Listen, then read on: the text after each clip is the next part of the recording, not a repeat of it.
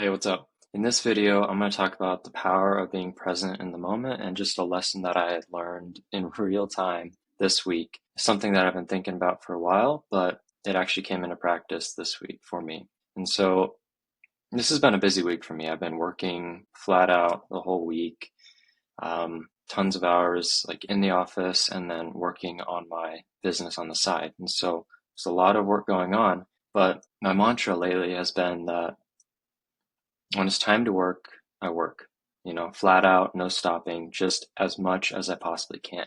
And I can't say that this is necessarily sustainable, but life comes at us in seasons, right? And right now I'm in the season of building, building my career, building out my future.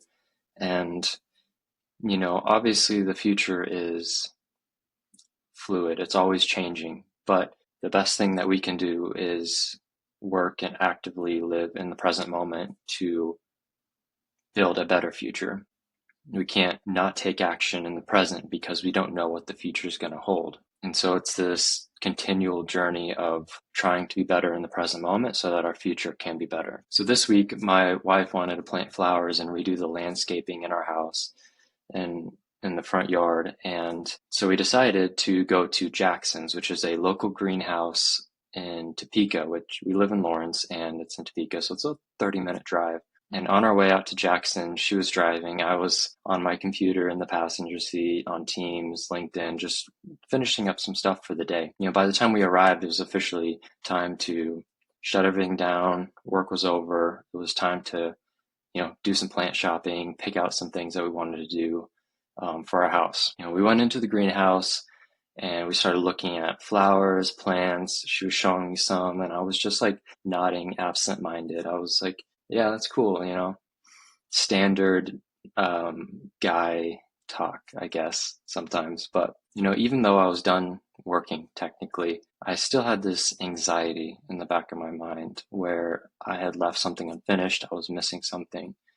And this isn't something that's just random for me, like, oh man, maybe I did miss something. It's generally how I am all the time. So about 10 minutes in, I realized this, that I wasn't like fully present. She was pointing out things and I was just nodding. And once I recognized this, I paused and mentally took inventory of what was going on in my mind. Why wasn't I present? Was there something that needed done? I took a couple minutes and realized that, yeah, there's nothing that needed done. I needed to be present in the moment and I was ignoring the important things going on around me. So in my mind, I took the box that was labeled work that I'd been working on all day and just closed it and put it on the top shelf. I was done.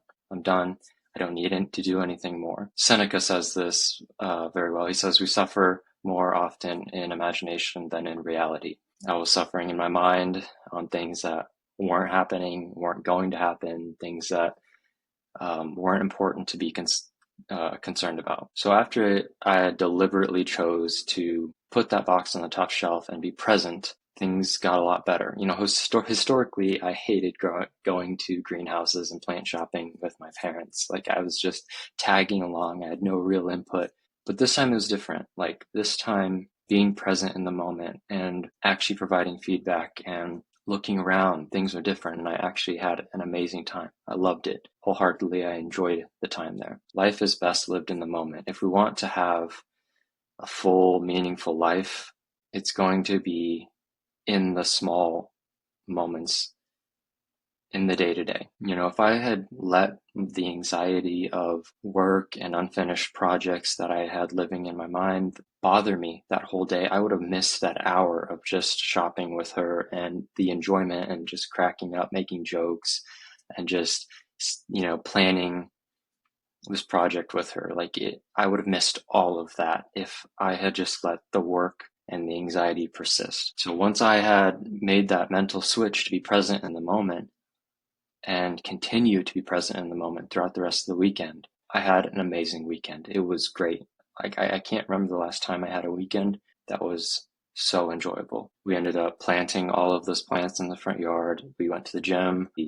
I even got some time to play some video games with friends. She even joined in and played some video games. We were just all very present and, making jokes and just laughing and just having fun. And doing our shopping and all that sort of thing. I believe this is one of the best ways to live life, and this is the best way to have a full life. Eckhart Tolle said, "Realize deeply that the present moment is all you ever have." I can say without a shadow of a doubt that this weekend has been one of the best I've had in a long time, simply because I chose to be present and active in every moment possible. So I make this video as a reminder to myself and a reminder to you to make the mental switch. When you're not working, be present. Even in your work, be present, right? Choose to make the mental switch, to look around, notice all the small details. Try to look outside of just yourself, and you're going to have a much better life. You're going to have a much fuller life. It's going to be a lot more enjoyable, and you're going to look back on your life and be like, maybe I never achieved this huge goal that I had set out to achieve, but every relationship that I had, I was present when I was interacting with them, and that legacy reminder,